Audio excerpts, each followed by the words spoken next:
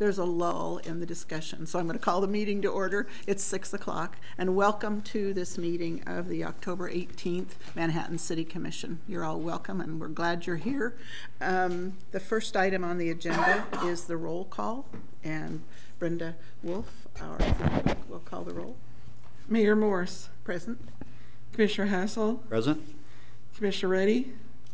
Present. Commissioner Butler. Present. Commissioner Mata. Here.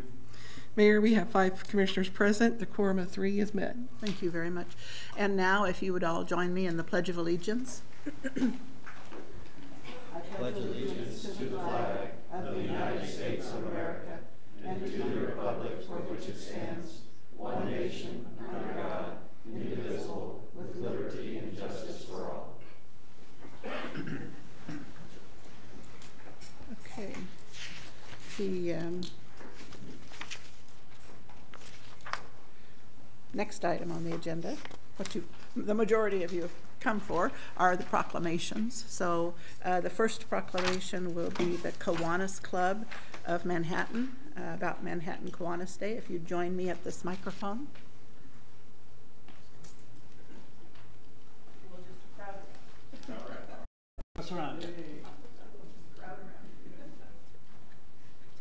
This is an inclusive thing.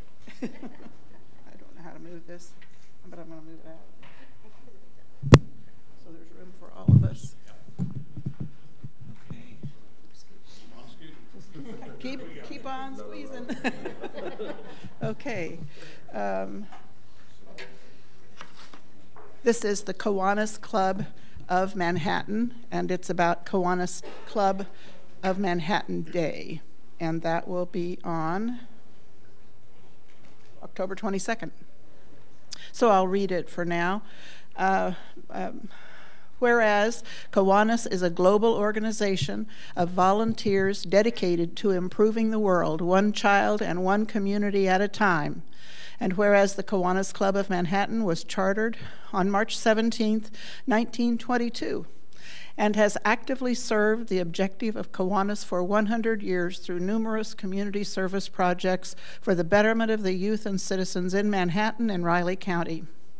And whereas the Kiwanis Club of Manhattan has hosted Pancake Feed for over 70 years, serving more than 50,000 people to date, generating proceeds for charitable purposes, which has sponsored many community activities.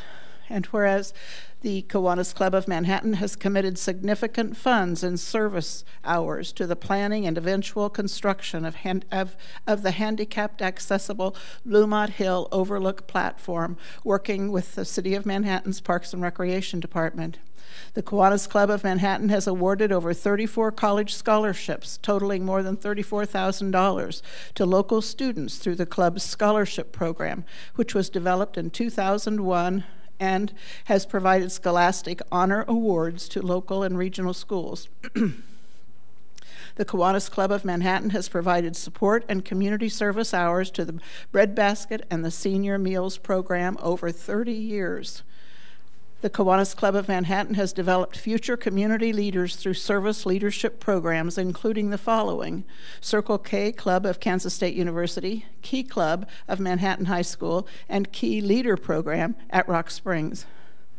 Now, therefore, I, Linda Morse, Mayor of the City of Manhattan, do hereby proclaim October 22nd as Kiwanis Club of Manhattan Day in Manhattan, and ask all citizens to applaud the members of the Kiwanis Club of Manhattan for their service to our community and congratulate them on the celebration of their 100th anniversary. Is Vic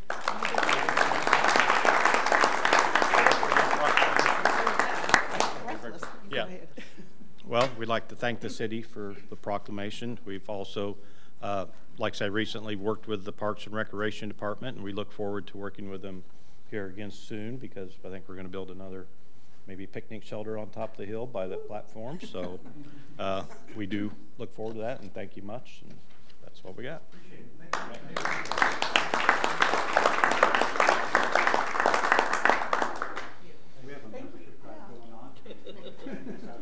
You know, we just all make a difference, and the Kiwanis Club has made a difference in Manhattan and the recreation facilities we have here. So thank you for coming.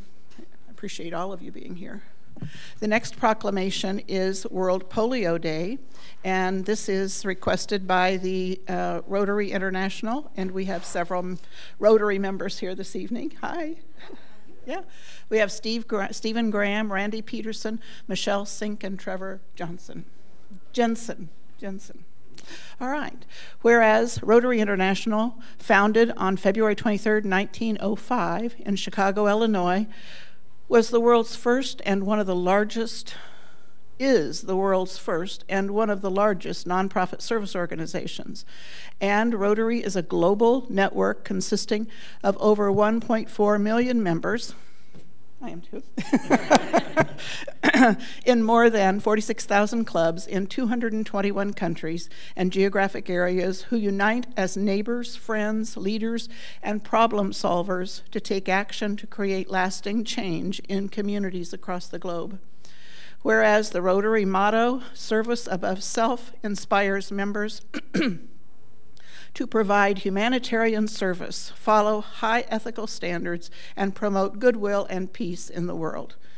Rotary in 1985 launched Polio Plus, and in 1988 helped establish the Global Polio Eradication Initiative, which today includes the World Health Organization, U.S. Centers for Disease Control and Prevention, UNICEF, and the Bill and Melinda Gates Foundation, and Gavi, the Vaccine Alliance to immunize the children of the world against polio. And polio cases have dropped by 99.9% since 1988. And the world stands on the threshold of eradicating the disease. To date, Rotary has contributed more than $2.6 billion and countless volunteer hours in protecting nearly 3 billion children in 122 countries. Rotary is working to raise an additional $50 million per year, which would be leveraged for maximum impact by an additional $100 million annually from the Bill and Melinda Gates Foundation. And these efforts are providing much needed operational support, medical staff, laboratory equipment, and educational materials for health workers and parents. In addition, Rotary has played a major role in decisions by donor governments to contribute more than $10 billion to the effort. There are approximately 250 Rotary Club members in our 2 Riley County clubs in Manhattan who sponsor service projects and to address such critical issues as poverty, disease, hunger, illiteracy, and the environment in our local community and abroad. Manhattan Rotarians have committed their time, talent, and treasure to continue support of Polio Plus until polio is finally eradicated from the earth. Now, therefore, I, Linda Morse, Mayor of the City of Manhattan, do hereby proclaim October 24th as World Polio Day and encourage all citizens to participate in the observance. Who'd like that? Thank you. On behalf of the Kansa Club and Manhattan Rotary Club, I want to thank the city for this proclamation. We are making a difference across the world, and we try to do our part here in Manhattan by raising funds and having fundraisers.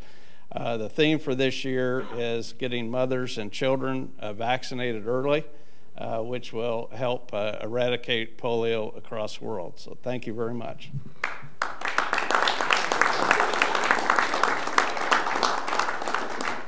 Hey there, for a picture. Jenna? You want a picture? You want a picture? Of course. We do pictures. Okay. Thank you, Jen. I don't know who you'll give it to, but we all give it to me. We all want one. Okay. Oh, you're a concept. Okay. Thank you. Thank you. You were all over that. Okay. The next proclamation is Buddy Poppies with the VFW.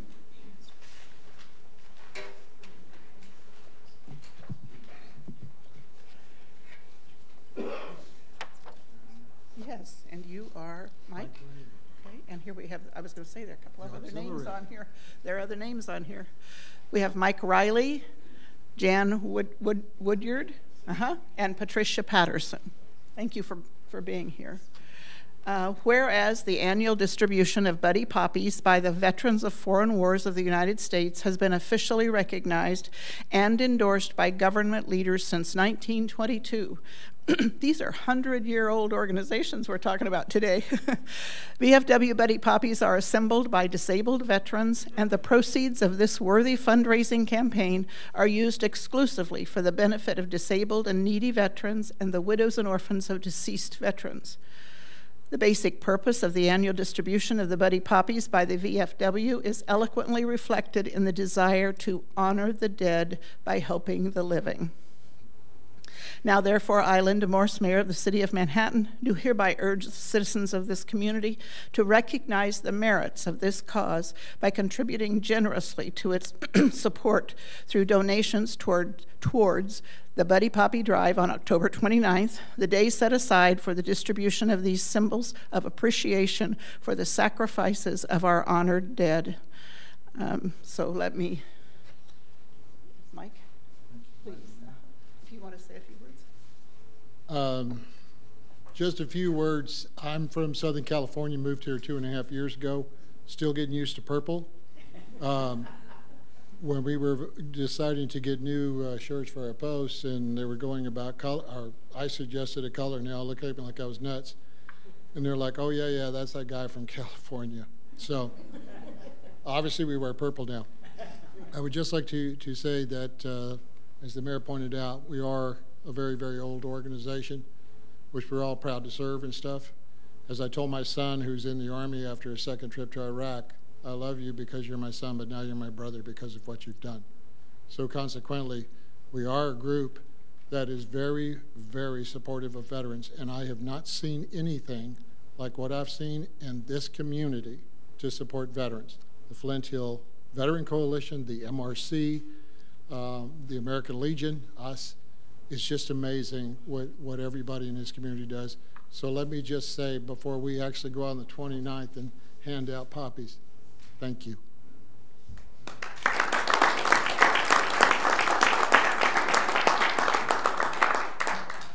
Hang on for pictures. Yes, ma'am. You can head up the commissioners after I sit down because I have to stand here.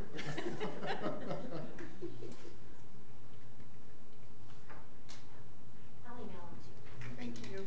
Thank you, Janet. Thank you.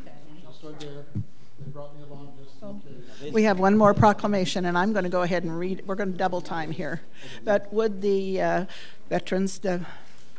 Flint Hills Veterans Coalition, double time, I know. That means something. I respond when you say that. Okay. Whereas Veterans Day has its origins in the November 11th, 1918 armistice, which brought World War I to a conclusion. And whereas the Allied victory of World War I affirmed the strength of great nations acting together for high purposes, and the people of the United States caused, through their elected representatives, the designating of November 11th as a federal legal holiday, which in 1954 became officially known thereafter as Veterans Day. Veterans Day continues to be celebrated and commemorated with solemn observances in honor of all Americans who have served their country in times of war and conflict. Veterans Day has become a significant part of our American heritage, and certainly here in Manhattan, as we recognize the millions of citizens whose military service has had a profound effect on history. And whereas the courage, honor, sacrifice, and dedication with which veterans of the United States Armed Forces have displayed in the cause of justice, freedom, and democracy are most worthy of recognition. Now, therefore, I, Linda Morse, Mayor of the City of Manhattan, do hereby call upon all citizens to commend America's veterans and observe Friday, November 11th, as Veterans Day, and ask that the day be observed with appropriate ceremonies in honor of those who have served to preserve our principles of justice, freedom, and democracy. Chuck Sexton. Thank you, ma'am. Yeah, and Janet Nichols. The photographer. I'm sure you want to talk. Oh, Speak. okay. Well, that means something else Yeah, too. thank you. Hey, first off, it's an incredibly great honor to be accepting this for all veterans. And that is no small thing, and that's for veterans on the commission as well as veterans in the audience. I sincerely appreciate it, as well as the veterans' families. This Veterans Day at the parade, at the ceremony of honor that's going to be held here in Peace Memorial Auditorium, I would encourage everyone to come to that for the simple reason, well, the weather's going to be great for the parade, so we know that's coming. But for the ceremony of honor, we have the distinct honor of having a Vietnam POW. And he was from the Flint Hills. He doesn't live here any longer. It's Colonel Stutz. Colonel Stutz was shot down in 1966, very close to Hanoi, and he was held in the Hanoi Hilton until 1973. He's going to come and speak to us. Now, also along with that great honor, to show you what a great community we have Mike Riley, who was his official guard detail upon his repatriation to the United States. So it's a great story. These guys are going to get together after nearly 50 years of not seeing each other. But that's the kind of great things we have in this community, and that's the kind of great opportunities we have in this community. I've gone long, but thanks again for allowing me to receive this on behalf of veterans. I sincerely appreciate it. Now, Janet, do you want to take a selfie of us? I know. She's got it set up. Selfie done. Thank you.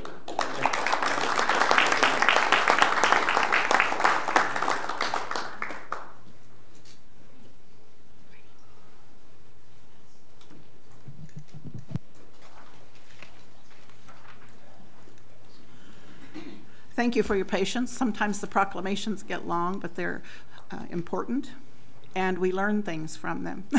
So thank you for being a part of that. The next item on the agenda is commissioners' comments. Do commissioners have announcements or? Just one quick comment to remind everyone that tomorrow is the first day of advanced voting, so make sure to get out and vote. I had a similar comment, so yes, please vote. Today was the last day to register to vote. Last week, I was at the Association of United States Army conference in Washington, D.C., along with our city manager, Ron Fear. Janet Nichols, along with Rich Jankovich, president of our local chapter of AUSA, organized the delegation to go. And this was one of the first years, I believe, we had elected officials from Pottawatomie County, Geary County, as well as Riley County. And so that's 3 counties. Typically, it's been 2 counties, so 3 counties. And also from Junction City elected officials and Manhattan elected official myself. So it's been a very good trip, and I just wanted to give a few highlights. For one of our luncheons, we had a representative from the U.S. Chamber present to us about hiring our heroes. And she said while the workforce is doing well and unemployment is low, spouses of military or soldiers are still having a challenging time getting hired. Mainly still looking at getting their licenses transferred or reciprocated in other states, but whichever state they go to, they're having to start over and over, so it doesn't increase their pay. So it's just been a challenge to get them transitioned into placing them in a workforce because they change over so many times. And like in our communities, the military also has a big challenge of child care. Again, that relates back to our spouses, so they're trying to work with that. As families get shifted quite a bit, child care seems to be understaffed, and a lot of funds need to be still put into that, whether at every level. We are 15,000 soldiers fewer below our target for the U.S. Army. Soldiers are able to choose wherever they want to go to be placed, so there's been a challenge in hiring them. But once they're recruited, there's the other challenge of physical fitness. So a lot of our newly recruited soldiers are not quite as fit as they need to be, so the Army started a basic, pre-basic training program for them. We also met with our federal delegates, elected officials, but their staff, and we discussed a variety of issues, including TRICARE and trying to get a representative from one of our 4 congressional districts or a senator onto the Military Services Committee so that we can be at the table when they're discussing for military funds and services. We are in competition with many installations, and certainly we have lots of soldiers being placed in Europe, and we may end up losing more and more soldiers. So as Fort Riley goes to other countries, and if we're decreasing enrollment in, at K-State, we need to look at how that impacts the city of Manhattan. And all of that, we had really good discourse. It was a good meeting to meet up with our military consultants, as well as all of the members that are very much interested in Fort Riley and our community. And I'll try to give more information in the future in our mail folder. But I just wanted to let you know and update you a little bit on that. Thank you. I was really enthusiastic about going to the State League of Kansas Municipalities Conference last weekend. It was in Overland Park, and it was a little over 2 days. And they had interesting workshops, interesting speakers. And one of the speaker sessions was called The Trend of Eateries. And our own Jared Wassinger and former Manhattan City employee who's now at Lawrence, Diane Stoddard, made those presentations, and there was a lot of competition, so I didn't get to go to theirs. I figured I probably knew more about theirs than I did the other topics. So at any rate, it was a really interesting conference, and I met a lot of other mayors. Most recently, the governor and the Secretary of Transportation were here to announce the 32 projects for transportation alternatives, and we have 2 here in Manhattan. And I was amazed that so many mayors from these other communities came for that big announcement. Every time I'd walk up to somebody and just introduce myself, they're a mayor of another city. So it was interesting to see them again at the League of Kansas Municipalities Conference. It was a pleasure to do both of those things. And I'll go ahead with more of the meeting. The next item on the agenda is the consent agenda, and they are, I think I need to read something here. Yep. The items on the consent agenda are those of a routine and housekeeping nature, or those items which have been previously reviewed by the City Commission. A commissioner may request an item be moved for separate discussion and consideration immediately following the consent agenda or at a different point on the agenda if desired by the City Commission. Does the Commission have any questions or comments on any of the consent agenda items? None? Thank you. All right. And so this would be an opportunity for open public comment on any of the items on the consent agenda. Does anyone wish to speak to one of those issues? If so, if you'd come forward. Seeing no one, I'll close the public. Excuse me. No, I was going to. Mayor, I move that we approve the consent agenda. I'll close the public comment here, and we have a motion. Simultaneously. Okay. Second. We have a motion and a second to approve the consent agenda. City Clerk. Commissioner Hattasol. Yes. Commissioner Reddy. Yes. Commissioner Butler. Yes. Commissioner Motta. Yes. Mayor Morse. Yes. Motion carries 5-0. Thank you. And the next item is a public hearing. And let me get to public hearing. Aha. This item is to consider amending the comprehensive plan by incorporating the housing market analysis that a consultant has prepared by working with our city Department of Community Development and City Manager's Office. I don't know who else, everybody probably had some input.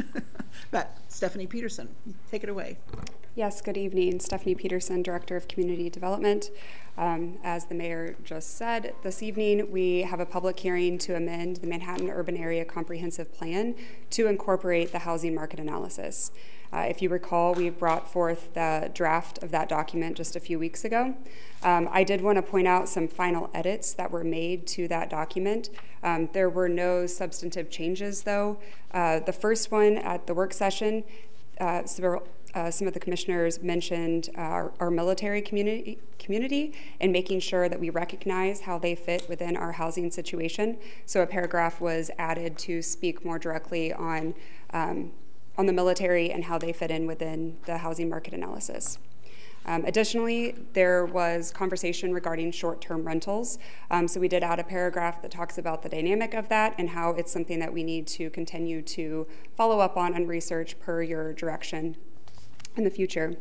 Lastly, for the North Central Flint Hills Area Agency on Aging, recognizing that they also have housing choice vouchers and how that plays into the housing challenges or the housing capabilities of our region.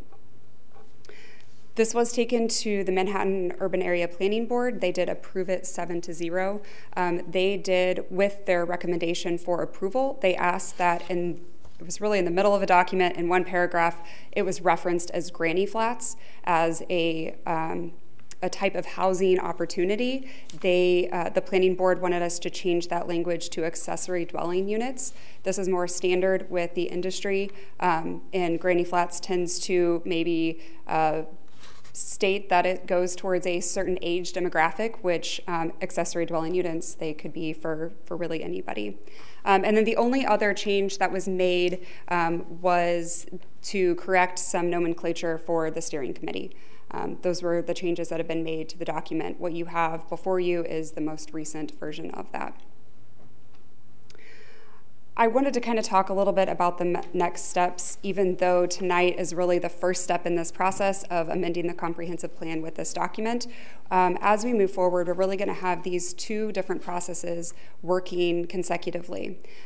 First, we have the workforce housing sales tax. That will kind of be its own linear process. Actually, it's not going to be linear at all, but it's kind of its own, as it's reflected here, its own process that's going to move forward. The first step of that is to create a workforce housing steering committee to really guide the direction of how we want to utilize those sales tax funds, what's the process, what are the procedures, and that committee will provide a lot of feedback both to staff and to you as a commission on how to move forward. Part of the process for being able to leverage that sales tax with some of the grant opportunities, there's this whole complicated kind of process that we have to go through now as staff before we can really bring anything back to you. The first of those is in December. John Versu, one of our planners, he will take the housing market analysis to this collective group of state agencies that essentially endorse the housing market analysis and say, yes, we agree with everything that you have in here. You can proceed to apply for various grants through the state. In January, we're hoping to have our first steering committee meeting with that workforce housing steering committee. So we would introduce them to the project, kind of outline what that charge will be moving forward. And then the spring of 23, we'll be ready to start identifying different housing development areas. You spoke at the work session about having geographic boundaries for some of these programs. That's what this step would do. We want to wait until we have this workforce housing steering committee in place to start that so that we can get their feedback and their expertise in that process. So this is going to be one process that's moving forward. The second one's really more of our day-to-day and the internal policies and processes that we need to have in place just to make sure that housing across our community outside of the sales tax is effective and the needs are being met. We're starting to do a review of the Manhattan Development Code, finding opportunities or finding challenges that might be presented in there with providing some of the housing related either stock or the types of housing that we need. We will be reviewing our future land use map, making sure that that is consistent with the different types of housing that we need and making any changes there. And then also looking at other policies or processes that the city can do to be more developer friendly when it comes to housing. So these two things are going to be going on at the same time. There's going to be blurred lines sometimes between the two, but I hope that outlining it this way kind of gives clear direction on what the charge of the steering committee would be, and then all of the back end work that we will be doing. Really a lot of John's day-to-day type of work will be dedicated to this. In your packet, we did include a staff memo that identified some of the categories of individuals that we would like to, or that we would like to recommend serve on the Workforce Housing Steering Committee. I will not go through this entire list for you. They're up on the screen. But just to get a sense of, is this the same direction that the commission was looking to head? And if so, we would like to follow a process similar to what we just did for the Downtown Plan Steering Committee, where we would solicit an interest form on our website, send it to members that were on the Housing Market Analysis Advisory or Steering Committee, and start to solicit individuals that might fill each of these individual roles. Once those we have those applications, we would then provide a recommendation or provide that list to the mayor, and then we would have a recommended steering committee to move forward with. That would be at a future City Commission meeting, likely in December. And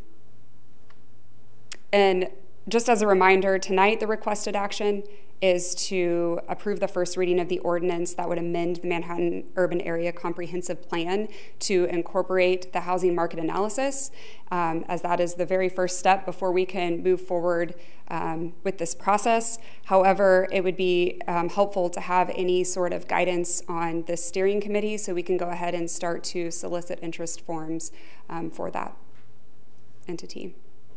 And John, is there anything you wanted to add? No, I think that's everything. Thank you. Okay. Thank you, Stephanie. Do you have any questions of John or I? Do you have comments? Question? I have a question. Please. I have a question. So you have a Manhattan Area Chamber of Commerce member as a voting member and an ex officio from their staff. So one is just a member and one is for staff. For what is the purpose of having two, I suppose? So the member would be someone that is on either the chamber's board, if it's their chamber board president. That is kind of up to them to decide, is what our recommendation is. The chamber staff member, it's really kind of the day-to-day contact that we can have. We've found that meeting with chamber staff over the last several weeks has been really effective. They may hear something about housing that hasn't really made it to us yet. So it's just making sure that they understand the conversation, and if there's certain challenges that they're hearing about that the city hasn't heard of, they're just involved in those meetings, in that conversation. The ex officio is more of, they're a technical member at the table. They are not necessarily they would be appointed by the chamber. It's not one that the commission would select. So for the for Kansas State University, I think it's important to have a student on there, and I know the term is from 2023 to 2025. So I don't know what that would look like. If it's a graduate student, maybe. It doesn't have to be somebody from SGA, but somebody who has the potential to stay in Manhattan and what their lived experience might bring to the table as we look at workforce housing might be something to consider. For a city commissioner, because it is 23 to 25, some of us may not be on the city commission for 3 years. So currently it would be either Commissioner Butler or myself, unless. So how do you see that? What was the thought process behind? I don't know, I guess. That's really up to you. I think in the selection process, oftentimes a city commissioner is named, but I'm not sure that it's necessary for this workforce housing It says specifically committee. City commissioner. Though, Yeah, I know it does, but I agree with you. I'm not sure it's necessary. I don't, and exactly that's what I was going to say. I'm not sure a city commissioner is necessary on a steering committee. I don't remember previous steering committees having a city commissioner on it. So I would opt out of having a city commissioner so as not to influence the discussion of what's happening there also. And I see the housing-related nonprofit organization representatives. Were there some that you had in mind, or is that to come up as they apply you would choose? Or we definitely have several that are heavily involved in housing. I think there may be others out there that we haven't heard about yet, so we want to provide them the opportunity. There's a couple of these categories that I would anticipate having several representatives from that industry, just because of how many different related nonprofits there are. Or from developers. There's larger developers, smaller. I see that we would probably make a recommendation that we have a couple of different individuals from that sector. So my question to you is, how many do you see on the steering committee then? Was it 15, John, about? Yes, correct, 15. Okay. 15, okay. Property management, yeah, those were my, and I'm not sure why Fort Riley is an ex officio as opposed to a voting member.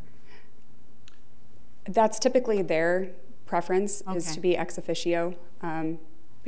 The regional council, they're the same way. The MPO, they like to be at the table. I don't know that. Let's hope that this group never has to take a true vote, because then I feel like we're not meeting the intent of how to use those funds. But that's their preferred title on these committees. I think they're reluctant to get involved in anything that's political also. True. And who knows where some of these things are going to go. Okay. So I respect that if that's their wish. Yeah. And we don't need anything from, I guess the planning board would be taking care of the zoning and all of that issue as far as discussion is concerned. Okay. Yes, yeah. so as far as planning board goes, we see a lot of the different applications, any of the policies or procedures, that those would go through the planning board, because a lot of it is a land use based decision, and then their recommendation would be brought to you. So the whole planning board will be heavily involved in all of the housing. Okay, sounds good. I'd like to make the case that if we don't have a city commissioner, that we have a citizen that isn't affiliated. I mean, just an ordinary, person. I like to have citizen involvement, and I don't have anybody in mind, but I just think that needs to always be room for. You need somebody willing to come to these meetings. Yes, it'll be a commitment. Of course. Yeah, thank you. I wanted to comment on that. Excellent briefing. I think it's a great plan. I like the idea of the 15-member committee, and I think your list is fine. I think we should have a city commissioner on there. I think you've got the right categories here. If it says Kansas State University, that can be a student and somebody else that's there.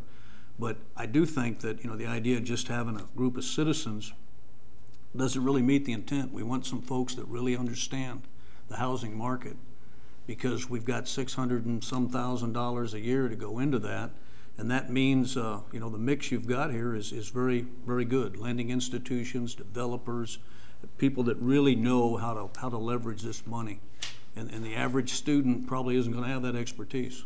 So I like that list exactly as written. Okay.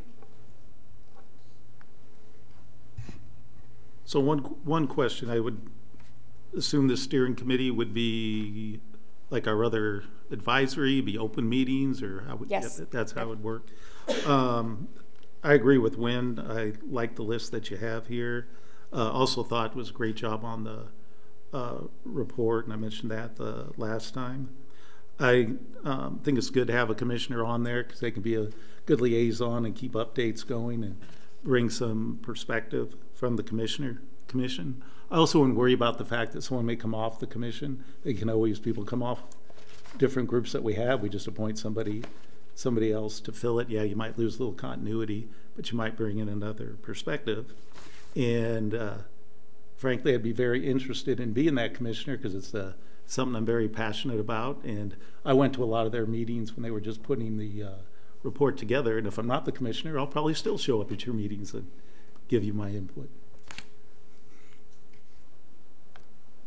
Mark? I don't feel strongly that we need to change it. That's fine. We want people who are passionate about it, so leave a commissioner on there.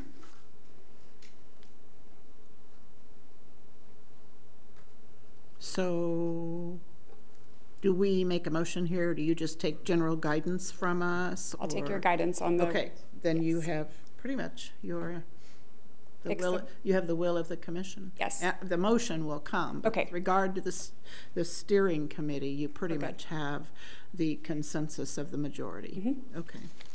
All right. So at this point, commissioners, is there further discussion about the requested action? If there is going to be a commissioner, I think maybe there should be ex officio as opposed to a voting member. Reasonable. They can be bullies too. So. I think that's fine. I don't think it really needs to be a voting member. If I may, an ex officio member votes. They have a vote unless they have bylaws that state that they don't have a vote, which I doubt this committee is going to have bylaws. But the default ex officio means that a certain the spot is filled by an institution or a certain position, but not a specific person. So if you want a non-voting participant on the board, you need to specify that they're non-voting, because ex officio members should have a vote. Thank you, Katie. Yes. That's important clarification. In the memo, it says ex officio members, parentheses, non-voting. So does that mean, what does that mean then? That would be, that's an error then. Katie? What we, I guess, and Katie, thank you for that definition. I guess ex officio is how I've always interpreted it. Is it more you're there because you are an expert or you have technical guidance that you can provide? I think when we talked about this steering committee, we don't ever intend on that committee voting. We will not have bylaws that dictate. We will be asking the commission to provide a direct charge back to that group. I guess we can define that a little bit based on the comments here, but the Downtown Steering Committee, I don't see us ever voting on anything. Again, the group needs to have consensus before we ever bring anything back to you.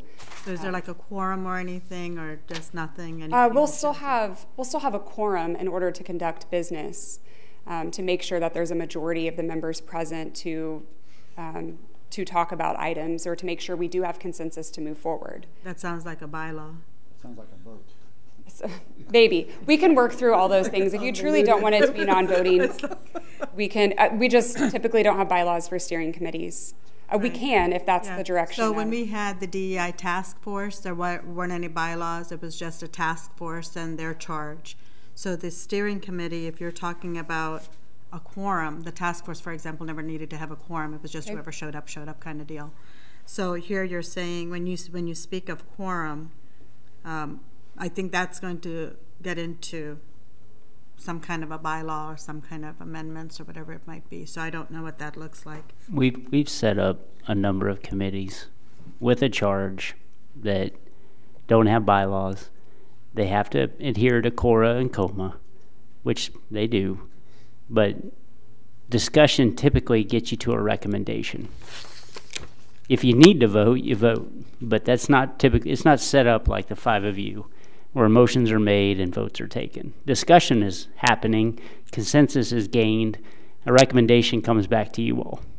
That's what will happen here, just like it did in Aggieville, just like it did in downtown before, just like it has on a number of projects, including the rec centers, all of which there was a commissioner on. We've had a lot of participation over the past, and that's why she had it in her list.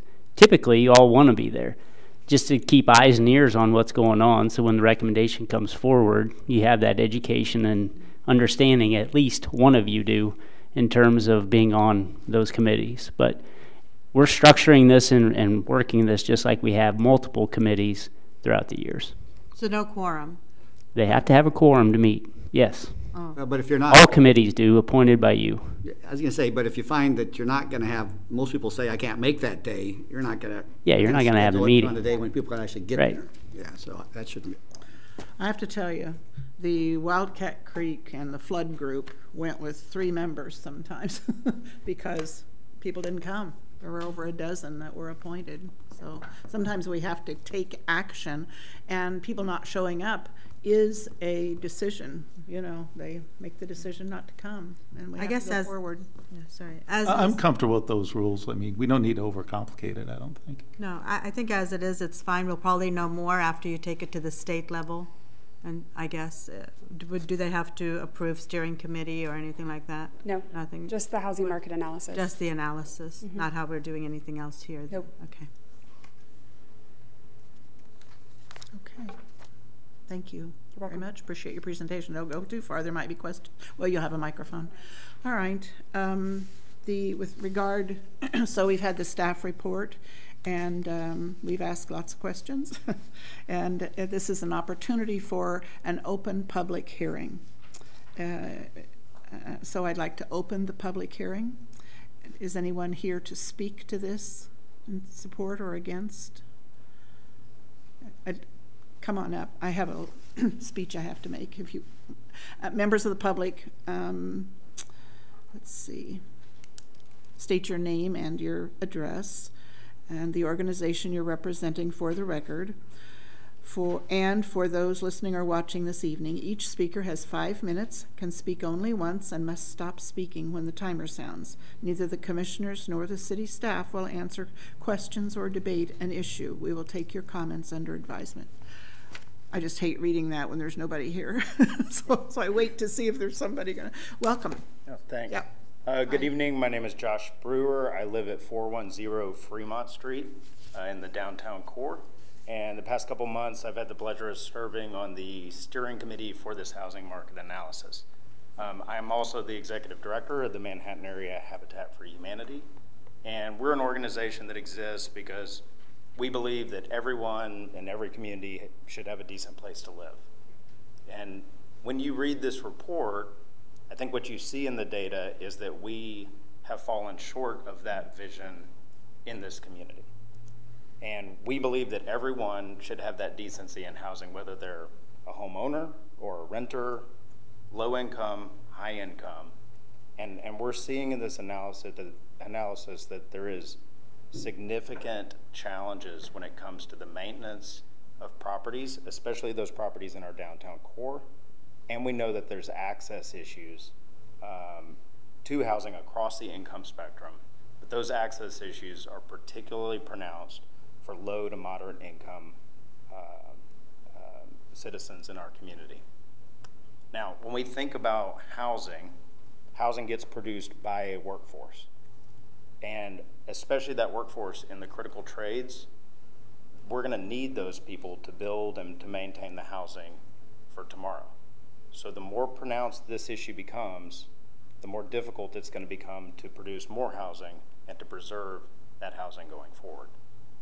So I think what I appreciate about the conversations we've had as a part of this study is that everyone is on the same page.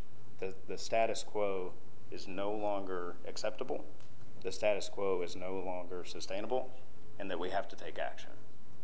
So with that, I want to voice my support personally and the support of the Manhattan Area Habitat for Humanity for the incorporation of the housing market analysis in the comprehensive plan.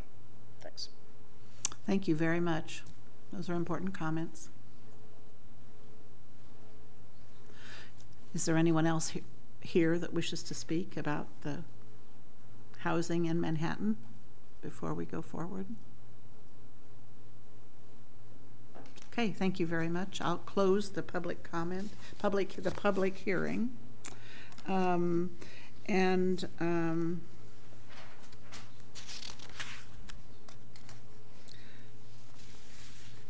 guess it's time for a motion or further discussion, one or the other.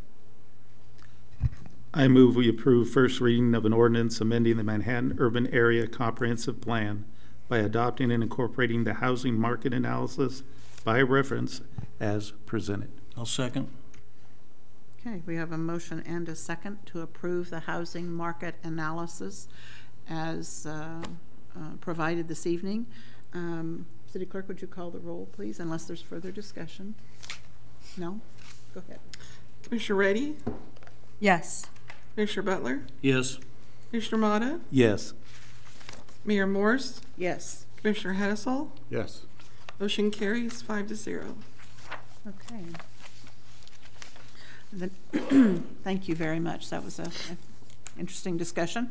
The next item on the agenda is the general agenda. We have one item this evening, and it is to consider parking regulations, fees, parking services, parking services managers authority, and penalty for parking violations in the Aggieville Parking Garage. You may be leaving too soon. Right here, right? Anyway, so this evening we have Adrian. Hi. Yes. Hi, Adrian Tucker, Parking Services yes. Manager with the City of Manhattan. Yep. Good evening. I'm back. Yes. So to begin with, again, I just want to recap what we have discussed over the last couple of years. The Aggieville Parking Garage groundbreaking was December of 2020. You had 2 working sessions with Walker Consultants in March and September of 2021. I was hired in February of this year. The garage opened April 15th of this year. and I met with you all on May 17th. At that meeting, we talked about LPR and how it was going to be used for parking enforcement, and we signed the IPS contract, which provides the city with a permitting system, pay stations, Park Mobile Pay by App, and data and analytics for future parking enforcement. Our proposed LPR enforcement schedule did change slightly. We're going to go Sunday through Saturday from 6 a.m. to 11 p.m. with the garage only from 5 p.m. to 11 p.m. and on weekends. Our proposed office schedule has not changed. We plan on holding office hours Monday through Friday, 8 a.m. to 5 p.m. And again, our office is located at 1318 Laramie Street in the Aggieville Garage. Proposed staffing, currently we have 2 full-time enforcement officers budgeted. We estimate we'll need about 3 additional part-time enforcement officers. I have hired a full-time senior administrative assistant. Her first day was yesterday. Her name is Tammy Caffrey. She previously worked at KSU in their parking department. And I hired a full-time maintenance worker who starts October 31st. Previously, I talked about needing 2 part-time customer service representatives to staff the front desk of the parking office. I want to hold off on that right now. I want to see how much foot traffic the office actually gets when we open before hiring. I think that is the fiscally prudent thing to do.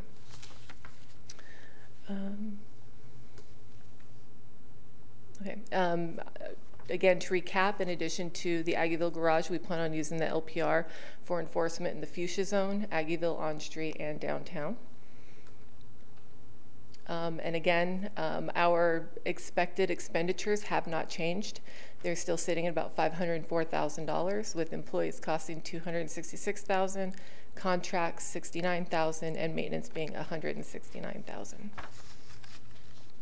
And our projected revenue has not changed either. Our projected revenue is still sitting at $507,000, which, if you recall, means we are going to expect to kind of break even that first year.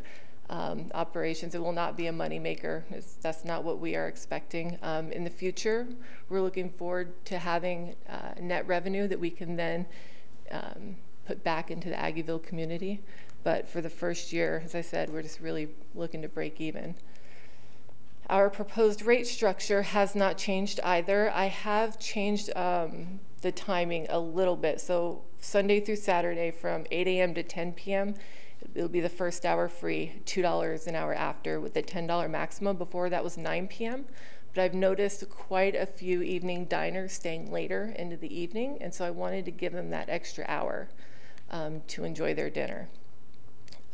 The evening rate being from 10 p.m. to 8 a.m., Sunday through Wednesday, a $10 flat rate.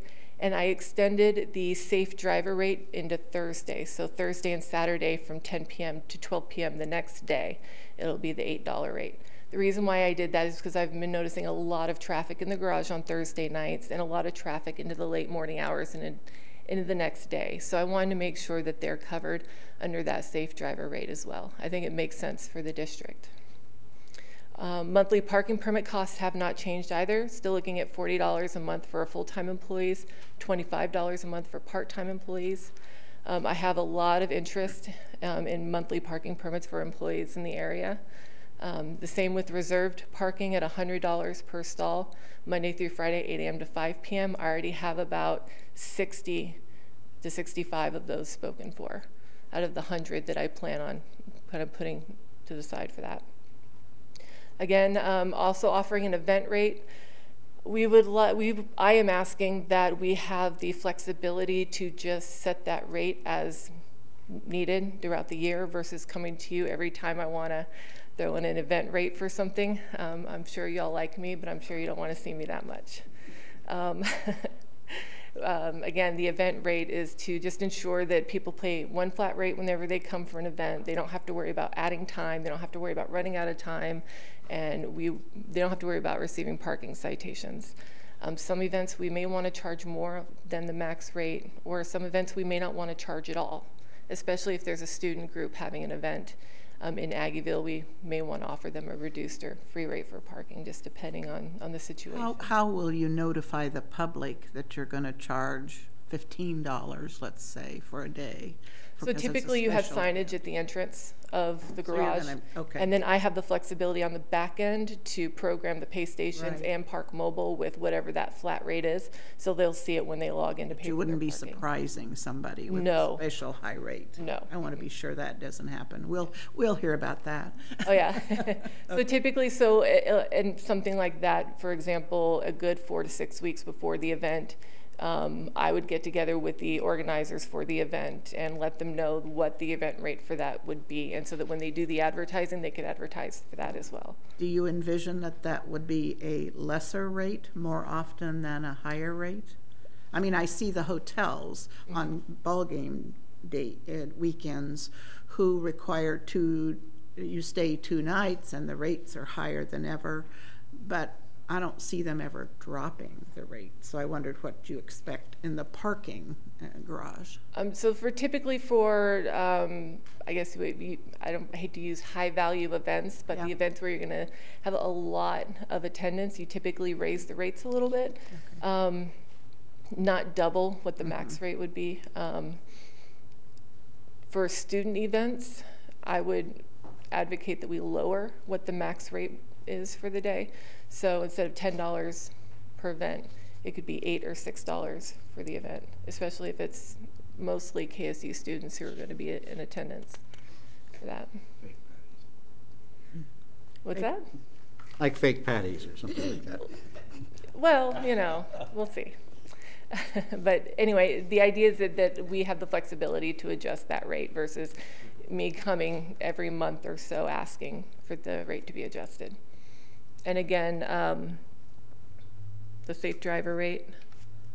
And again, our safe driver program is really to try and curb drunk driving, have less vehicles on the street that receive those citations overnight. They do get that extra 4 hours of parking the next day, so they have plenty of time to come get their vehicle if they leave it in the garage. And again, extending that out to Thursday because I really did see a need for it. Also wanted to touch on the garage downtown. I will be meeting with multiple stakeholders throughout the community to address concerns that have come up about the garage, specifically with the homeless issue, the cleanliness of the garage and the safety of the garage. Specifically, I am meeting with the Downtown Faith Collective in the first week of November to address their concerns. I did hire Walker Consultants to do a thorough inspection of the garage to see what repairs, if any, needed to be done. They came back with a report that identified some maintenance and repair work that needed to be done over the next 5 years.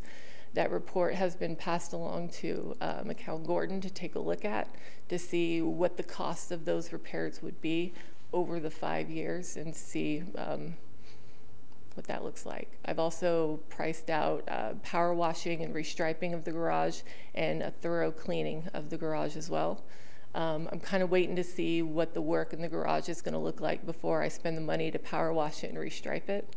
So I don't want to spend the money and then have to go back after somebody and clean again. We will be considering future ordinances that pertain to the 4th Street garage as well as a possible rate structure. Currently right now, occupancy of that garage is still on the low side. I think we did occupancy counts every 3 hours, 5 days a week for about a month, and I think we're only averaging about 50 vehicles in that garage at any given moment in time outside of any events that the hotel may be having. So I don't know that that necessarily warrants the expense of installing fixed LPR cameras in that garage or doing anything with that. But as plans change downtown and the use possibly changes, we will be coming back with a possible rate structure. So for today, we would like you to approve the first reading of the parking ordinances that you received, in addition to considering feedback on our proposed fee schedule. And the next meeting have the second reading for the ordinance and finally approve our fee structure. Questions? Yeah, I have a few questions. Okay. Is there, so for each month, if they want to reserve a spot, you said it's $100. Mm-hmm. Is there anything if they want to purchase it for a year, like a discounted rate or anything, or do they purchase it just month by month? Currently, it's month by month. Okay. And have you spoken to Aggieville employers if they want to purchase it for their employees, or employees buy it on their own? And let's say an employer buys it because they have 10 staff or 5 staff, let's say, that are part-time.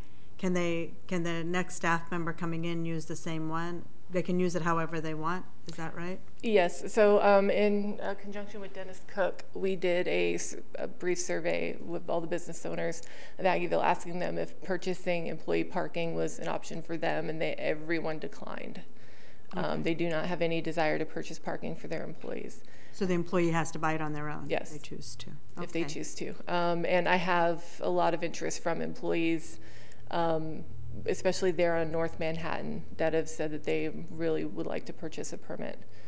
Okay. So the demand is there. As far as the reserved stalls are concerned, it's up to the business owner to use them as they please, basically, and for them to allow whomever they would like to park in those stalls to park there.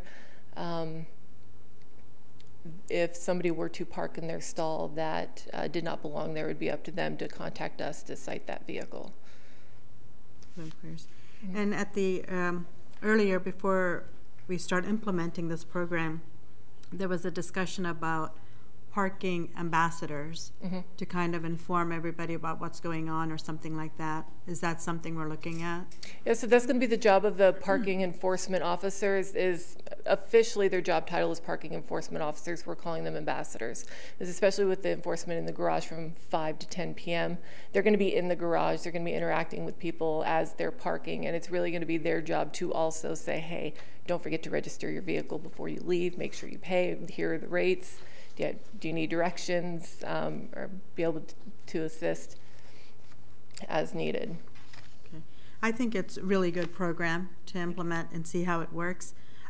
Sometimes I just drive through the garage on like a football day to see who's occupying it, or on a late Saturday night or Friday night. It's never been at full capacity any one of those days. I know we blocked off to the rooftop, I suppose, so there isn't that drag racing kind of deal happening or anything dangerous.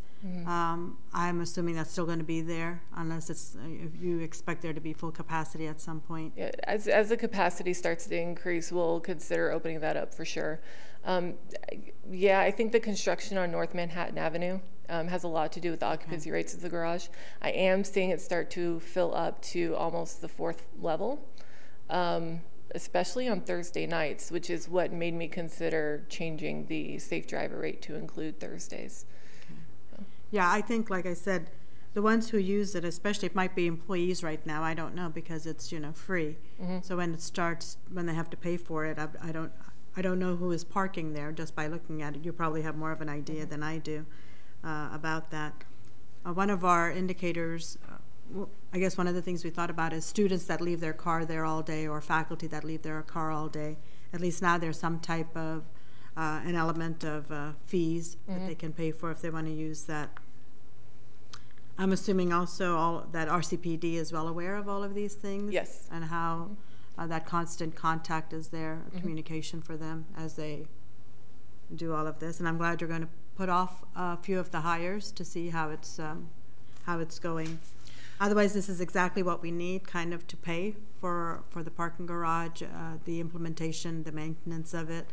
The garage itself is from the TIF district, so some of that money is going to take care of the construction piece of it, but the use of it is so important. And we implemented a parking fee structure at the airport, so that's very different than this one. And hopefully downtown may not need it, but I hope more people start using it as the vision comes to fruition and more things are happening downtown. Yep. So yeah, it'll be good to see what it will be like. I think these are very good starting points.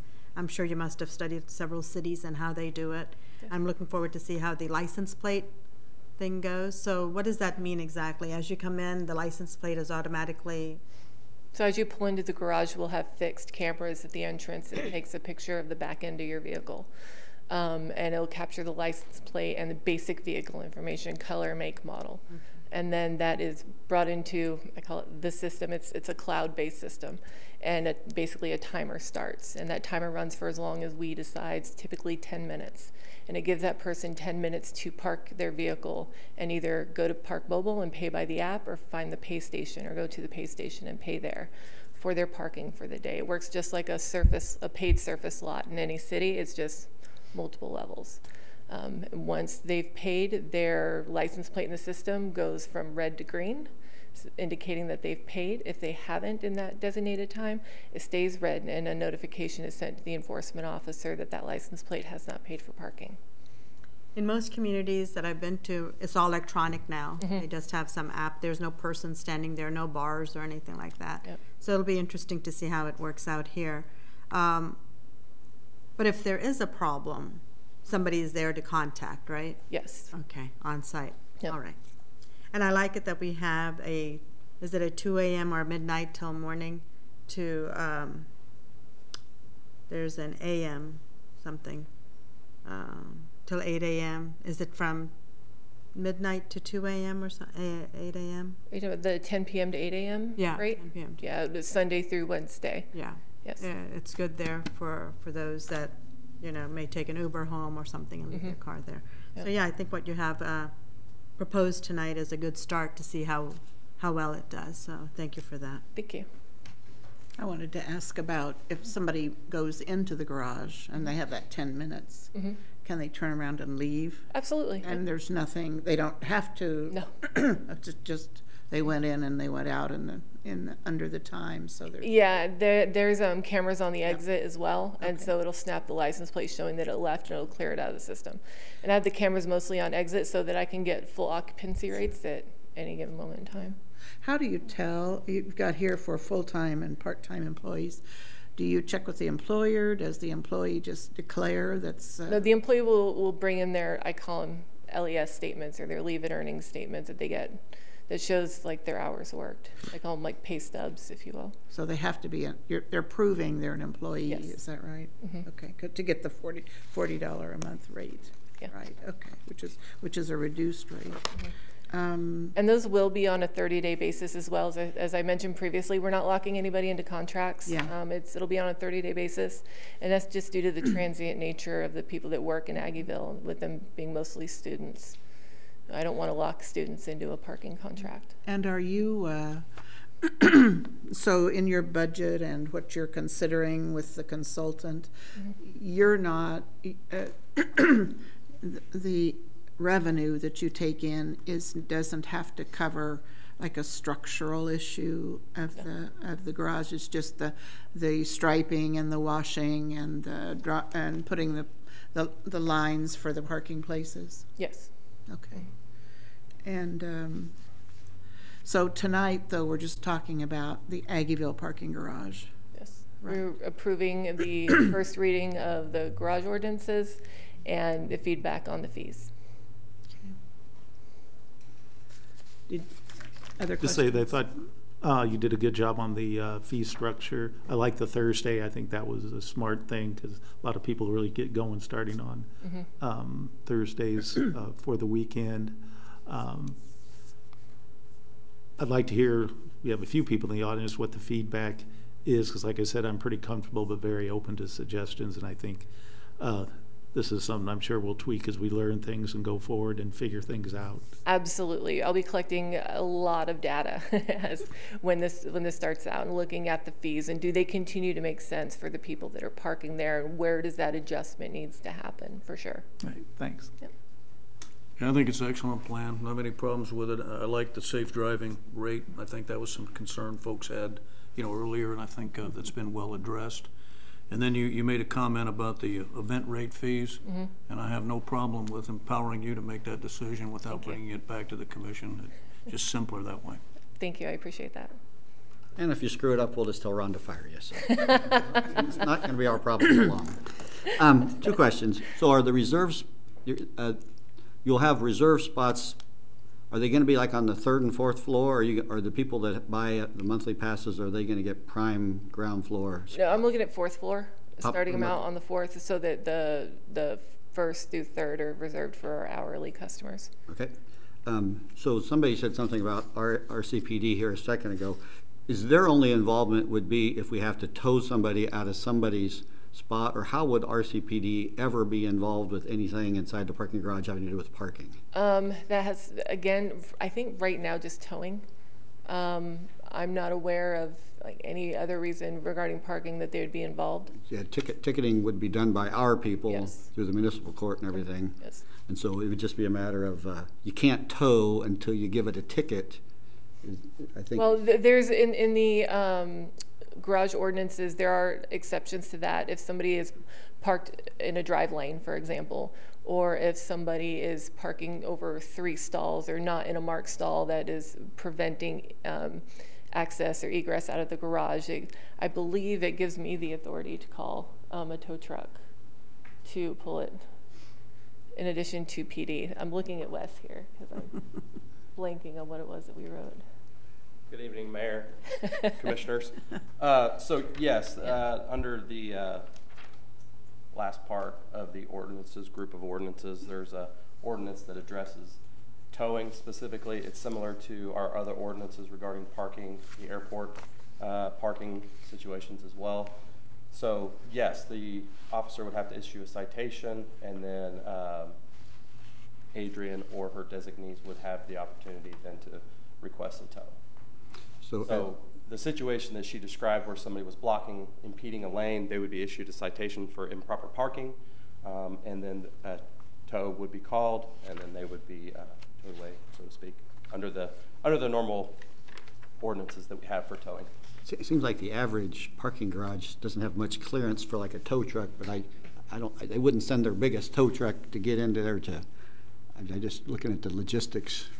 No, I think of tow trucks as being bigger than the average vehicle that goes in there, and with those low-hanging signs about no vehicles over. The height of the garage is 8 feet, and so your average tow truck with just a basic dolly on the back of it could get in and out fairly easily. Well, I say easily. If they're a skilled driver, they could. Okay, yeah. Okay. I think they have the ability to raise and lower it a bit, too. A little bit. I wondered, I did have a question here.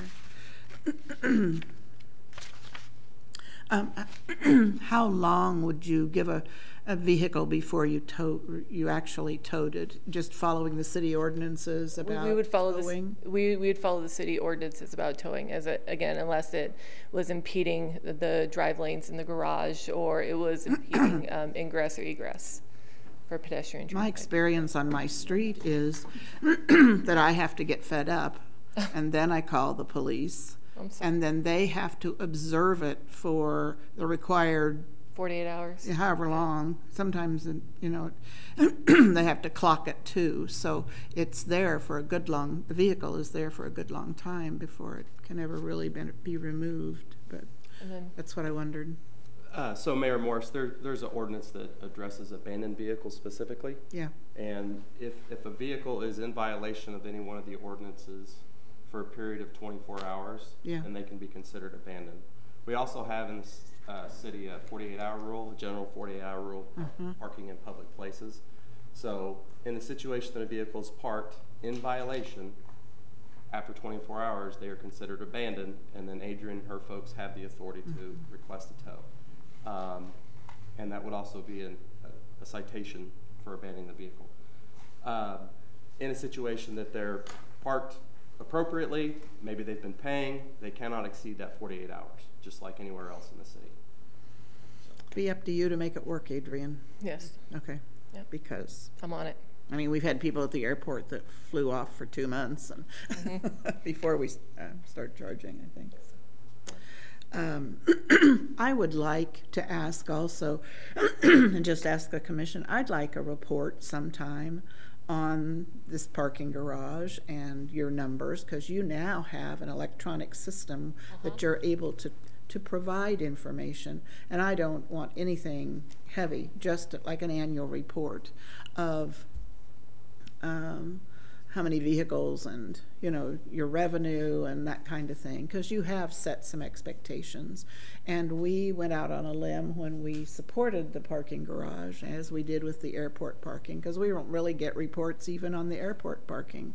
And so I'd like to start an occasion, you know, and I know that we have the city manager's report, but there's nothing about the parking, and this parking garage is new, so there's no real precedent. Absolutely. But at one time we talked about tying them together, but since we're not, then I would be interested in seeing just some data. So I don't know what that means, but I think it would be you'd be welcome to come up with that kind of a report, just so that we have a sense of, you know, we funded this huge thing. Absolutely. And we're paying on it for years, and how's it working? So I'd like some feedback. I love data and I love numbers, so that's no problem. You're the right person for the job. Don't spend more than 15 minutes doing it. Just generate a report, hit click, and then send it to us. Your system will report for you. Good luck with that. Yeah. So I think numbers would be great to see what transpired so far. But how many cameras do you, not how many, do you have enough cameras in there to see different areas of the garage, any kind of vandalism or misbehavior that might be taking place that you can address immediately? We have 68 cameras in the garage, all the different angles inside and outside. I probably get a call from our CPD at least once a week where they're investigating something that either happened out in the street next to dirty dogs or in the garage. The cameras are great. There's been minor vandalism inside the garage, mostly to other people's personal property. There's someone set off a fire extinguisher, someone pulled the power to the garage a week ago. There's a police report with our CPD about that one, but nothing major, nothing expensive. Right. And I think it's just extremely important because something can happen. It's always good to have that video. Yeah, the cameras are phenomenal. Yeah, so 68 facing inside and outside is what I'm assuming if you talked about some of the bars and other locations. How long is that kept on track, or is that? 22 days. Do we pay for that type of storage? We pay for it for 22 days. Okay. So the cameras are not recording continuously. They track movement, and as soon as the camera sense movement, it starts recording.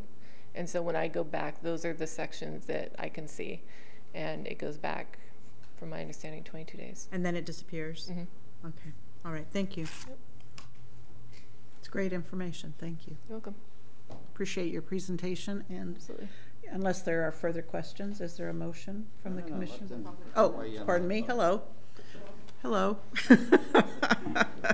Hello, Dennis.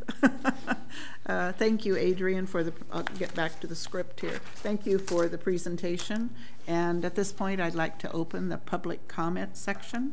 So members of the public are invited to state their name and residential address and organization that you're representing for the record. And for those listening or watching this evening, each speaker has 5 minutes, can speak only once, and must stop talking when the timer sounds. Neither the commissioners nor city staff will answer questions or debate an issue.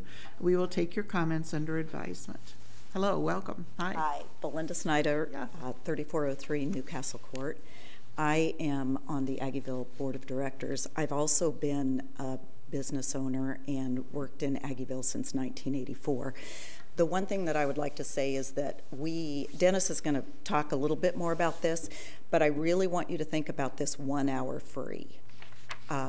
1 hour with all of the construction that we're doing over the next few years and the parking spaces that we're going to not have available to us really puts us on a different playing field than, say, downtown or other places. I know I can say that there are 5 hair salons in Aggieville. I've been in that business for over 30 years, and there are very few people who can be parked and get in and out for a service in an hour or less than an hour. When we go to talk about lunches, shopping, things like that, spending time there, The 1 hour is something that we'd really like you to think about, and if they've got 3 hours downtown or free parking other places, that really does put Aggieville in a completely different category as far as basically competition or a level playing field. So let me clarify, you would want us to expand the time, not reduce it? No, like to expand that charging free from parking. the time they come in? Yes, because we will be losing even more parking spaces as this goes forward. Okay. And if we are not going to put the same limit throughout Manhattan. Okay. Okay. Are there other questions? Thank you. Thank you, Belinda. Mm-hmm.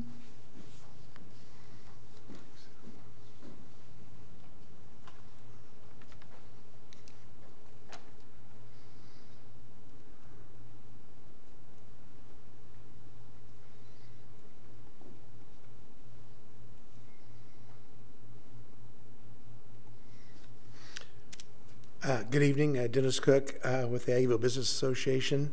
I'll give you my work address. It's 1125 Morrow. First off, I'd like to say, I was listening to the radio today, and I'm glad that you said you guys are going to start working on Morrow here in the next 2 weeks. I think that's what I said. I may have misheard that. Everything about the parking management plan is fine. We really like everything that's been going on. One of the conversations we've continued to have is it's not the rates, but it is that 1 hour free. And I know a couple of months ago when we were in here and everybody seemed to like it. And I said, well, we would like to have 3 hours free. And you kind of mostly laughed at me on that, but we're serious about that. And one of the things we have to consider is here in the next few months, whenever the Midtown project gets underway, we're going to lose basically, I know it's one public lot, kind of divided in half, so it really feels like 2 public lots, and then a private lot. And as construction gets started, we'll probably lose public parking on Laramie Street between 12th Street and North Manhattan Avenue. And before that project gets done, we're going to be we will lose all the street parking on 12th Street from Morrow to Laramie. Add all those up, we're over 150 parking places that we're going to lose as we're going forward, and that does put us right back in a pinch again. And I know parking on the street is 3 hours, 3 hour free. And I think the confusing piece of this is this 1 hour free in the parking garage and 3 hours free on the street. And I think even if we could just say, if we could hold off on that 1 hour free and change it to 3 hour free until we're done with construction, until we get a second parking garage, I think that's the fair thing for us to request. I think it's needed for Aggieville. Thank you. Okay, thank you. All right. Are there others that wish to speak to the issue this evening? Please come forward. Okay. Good. Are you coming? Nope. No. Sorry, thought I had one. Okay, thank you all. Appreciate your comments this evening. Adrian, could you come on back up for a sec? So I suspect that all of your financial modeling was based on the hour thing. Yes. How much time and effort and energy would it take to change the 1 hour free to 2 hours free? Or any ideas how long it would, I'd like to see how much that would impact our cash flow versus expenses and see how close, is it gonna throw the budget off $50,000 or $5,000 or $150,000 if we would extend it? I'm not sure if I could go for 3, but maybe an hour and a half or 2. To figure out the numbers, it would take me an hour, less than that. Really, it's just an Excel sheet that I've programmed. We can bring the options back next Yeah. time at second reading. Yeah, we can. I can say it's sizable. Yeah. Okay. Commissioners, if I may, over here. Yeah, here we go. Okay. The reasoning behind the 1 hour free parking in the garage is a reminder, and the rate structure that we've put forth in the parking garage is to increase the turnover of those on-street stalls on Morrow, the ones that'll be available on North Manhattan Avenue once they reopen, and the other adjacent streets. Right now, without LPR, it's difficult to enforce in that area, and we have people who are parking long periods of time on those streets that should be probably parking in the garage. So when you move, the theory and the reasoning behind Walker's studies and our analysis is that when you move those long-term parkers into the garage where they should be, you increase the turnover of on-street stalls for those individuals who are going in for an hour or 2 hours or the 3-hour visit in Aggieville, that we are going to continue to allow free parking for 3 hours on street in Aggieville. So that's the analysis that's occurring there. So, but if somebody's parking on the street a long time, are you talking longer than 3 hours? And why would somebody pay to park in the garage if they could continue to park long periods of time on the street for free? We're going to have LPR. We can enforce more once for the street parking. Yeah, for the street parking. Yes. Is that part of what we're talking about tonight? Yes. Yes. Mm-hmm. Okay. It plays into it because fuchsia zone. That's the thing. Yeah, the fuchsia is the residential areas to again remove long-term parking on our streets in Aggieville. Right now we have 2 parking enforcement officers who are walking our Aggieville and downtown districts, and I believe they're only able to sweep the area maybe twice a day. Yeah. Which allows for people to park for a long time. We also chalk tires right now, which allows a person to park for 3 hours, go back out to their car, move it down the block, and then park there for another 3 hours. That won't be available when we have our license plate recognition enforcement that can sweep the area much quicker than that. So that will hopefully change the pattern of, if you're going to park for a long time, you should park in the garage, and that should hopefully leave open a lot more stalls on the street for the people who are just trying to get in and out of Aggieville and do business. Mm-hmm. What's the situation with City Park? Are we going to make any changes there? Or is it still unlimited hours? It's right now reserved for the fuchsia zone in many of those areas. Fremont Street is a fuchsia zone parking, so again, you need to be a resident within the areas that we've established that you can park there during the day. That's for Fremont, but what about in the park?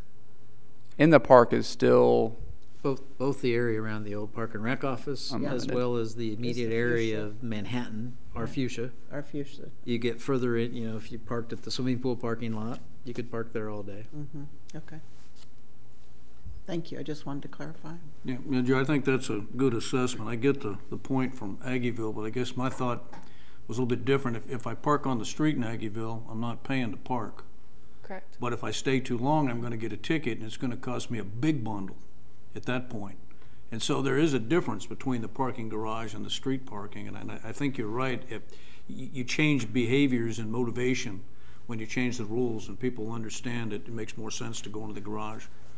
And then that will do a higher turnover on the street parking, which is the message I'm getting. Yes. But I think we go with what you have and then just reevaluate it.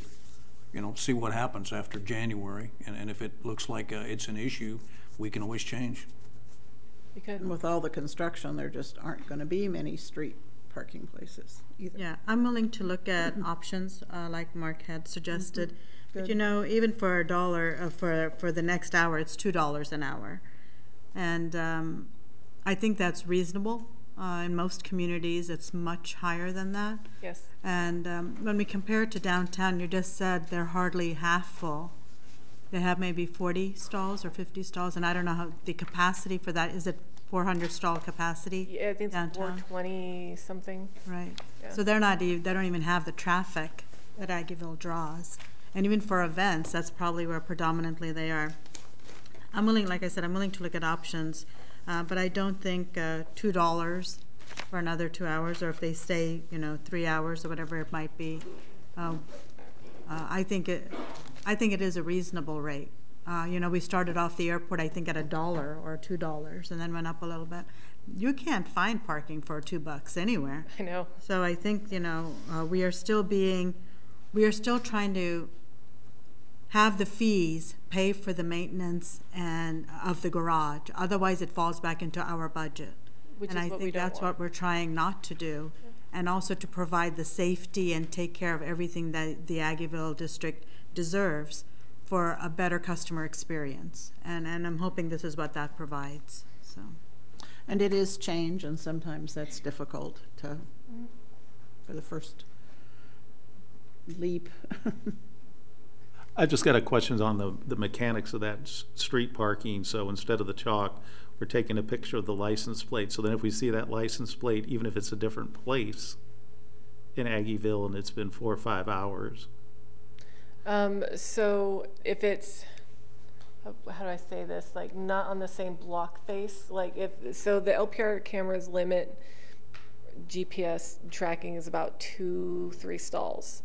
So it's not going to be able to distinguish if the car moved up a stall, right? It'll still get the citation. But if it's around the corner, and out of sight, and it moved over there, then it'll pick it up as a different session, if you will.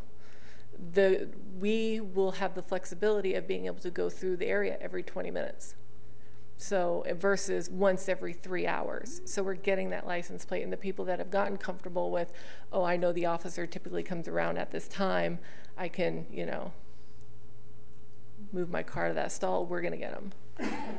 So, okay, so it sounds like you've got kind of a fail-safe versus someone who came down early in the morning, did a few things, and came back a few hours. Yeah, they'll be fine. Later, yeah. In park, there wouldn't be any issue. Yeah, they'll be fine. The enforcement on street with the LPR is going to catch those long-term parkers, the ones that are parking 6 to 8 hours every day, and it's going to be get in the garage. Even if they did a move. Depending on how they move. I think with this technology, I think we'll catch them before they move. So, okay. And also, it captures all the license plates. I will have the data that'll tell me which license plates park there and for how long and how often they're tagged. So I can say, you know what, we have X amount of cars that are here Monday through Friday during the day, and they're here all the time. These are definitely employees. And I think we heard at a previous meeting that K-State is moving to a license plate reader. Yes, they've transitioned. They're running it concurrent with hang tags and to work out the kinks over the next year before going full LPR in August. And they're also getting rid of their gates to their garage as well. That's another thing to note just about the employees, and anecdotally seeing a lot long-term parkers or people just parking 3 to 4 hours being employees. And now with the permit where you're paying a little over $1 a day, that the whole idea, free up those on-street parking stalls for the customers, for the people coming into Aggieville. So if they need to go in and shop or do whatever, they got a 3-hour window and hopefully a stall right in, when they pull on tomorrow. And my revenue models do suggest that during the day, Monday through Friday, the garage is going to be filled with mostly employees, for the reasons that Jared said above, or just now, that all the on-street parking should be for customers. So what happens if it's a rental car and you have the license? Does it go to the It goes to driver? the rental car company, and then it's up to them to recoup their costs. Okay. Yeah.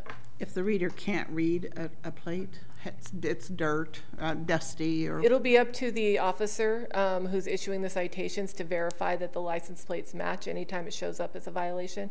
They have to visually confirm that the license plates match before issuing that citation. If it can't read it, then you get a signal that something's amiss and you have to go check it out or something. Is that right? Yeah. Okay.